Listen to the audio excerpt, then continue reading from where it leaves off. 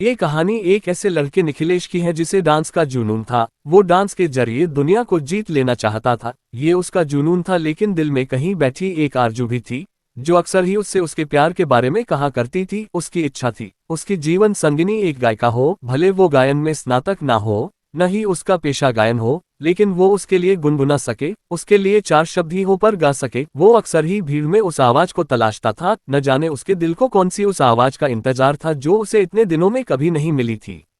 वो डांस के साथ साथ अपनी पढ़ाई में भी बहुत अच्छा था, इसलिए शहर के एक अच्छे कॉलेज में पढ़ रहा था। उसके पिता को उसका डांस बिल्कुल पसंद नहीं था, क्योंकि निखिलेश के डांस के कारण वो पिता का बिजनेस में सहयोग नहीं कर पाता था। निखिलेश डांस में इतना ज्यादा घुस चुका था कि उसकी ख्याति भी शहर में एक अच्छे डांसर के रूप में होने लगी थी।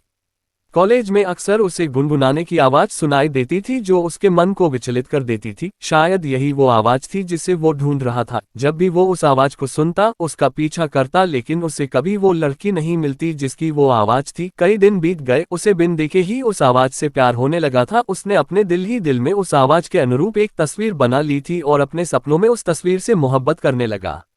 एक दिन उसे फिर से वही आवाज सुनाई दी। उसने भागकर देखा तो कॉलेज के बगीचे में दो लड़कियां बैठी थी। उसे आज वो लड़की दिख ही गई जिसकी आवाज उसके दिलो दिमाग में छाई हुई थी। वो दोनों बहनें थी जो हमेशा ही साथ रहती थी। उनमें से एक का नाम आभा और दूसरी का नाम प्रतिभा था। आभा स्वभाव से शांत थी, अक्सर ही अपनी बहन के पीछे चुप सी खड़ी रहती थी। उसकी मुस्कान बहुत अच्छी थी, वो दिल की जितनी साफ थी। उसके चेहरे पर भी वही निर्मल भाव थे, लेकिन वो दिखने बहुत साधारण थी। और इसके विपरीत प्रतिभा आज के जमाने की मॉडर्न लड़की थी जो बहुत बिंदास रहती थी, फैशनेबल कपड़े पहनती और घूमती फिरती एक जिंदादिल खुशमिजाज लड़की थी।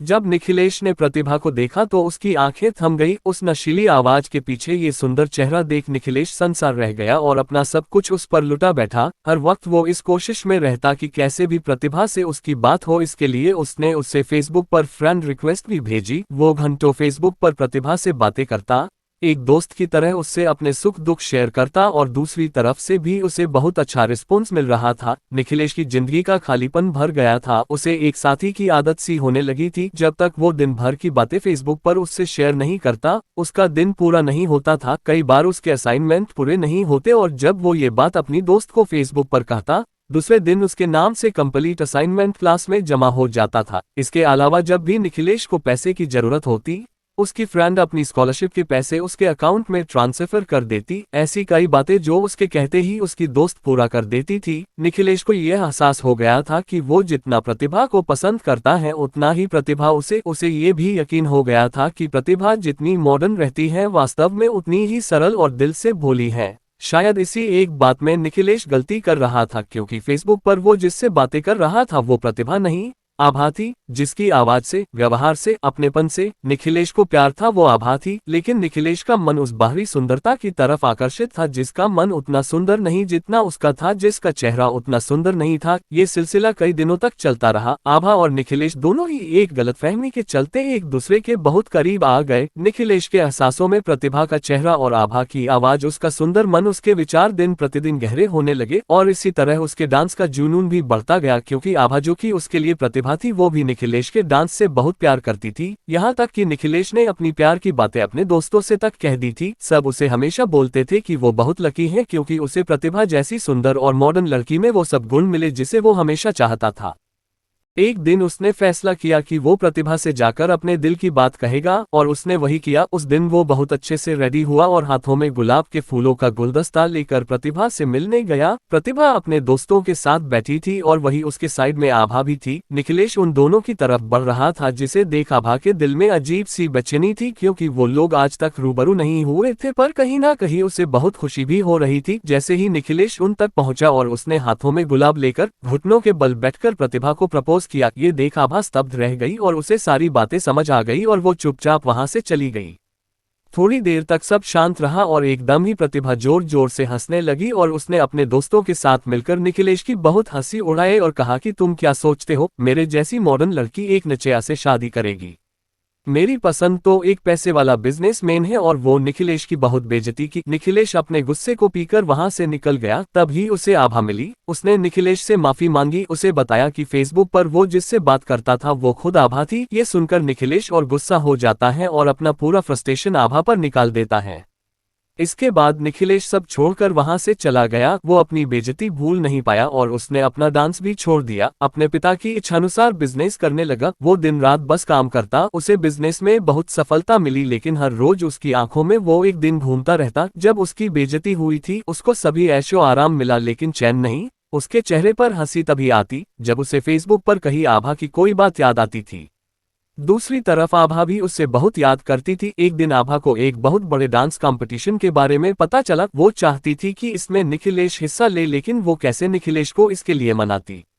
उसे निखिलेश के बारे में बस इतना पता था कि वो अब टाउन में नहीं है और एक सफल बिजनेसमैन बन गया है। आभा ये जानती थी कि निखिलेश कितना भी अमीर हो जाए, वो डांस के बिना खुश नहीं होगा और वो उसे ये खुशी देकर अपने मन का बोझ कम करना चाहती थी। इसके लिए उसने निखिलेश का पता इंटरनेट ने निकालकर उसे एक शुभचिंतक, जो कि निखिलेश के डांस का फैन है, के तौर पर एक लेटर भेजा जिसमें डांस कंपटीशन का जिक्र था।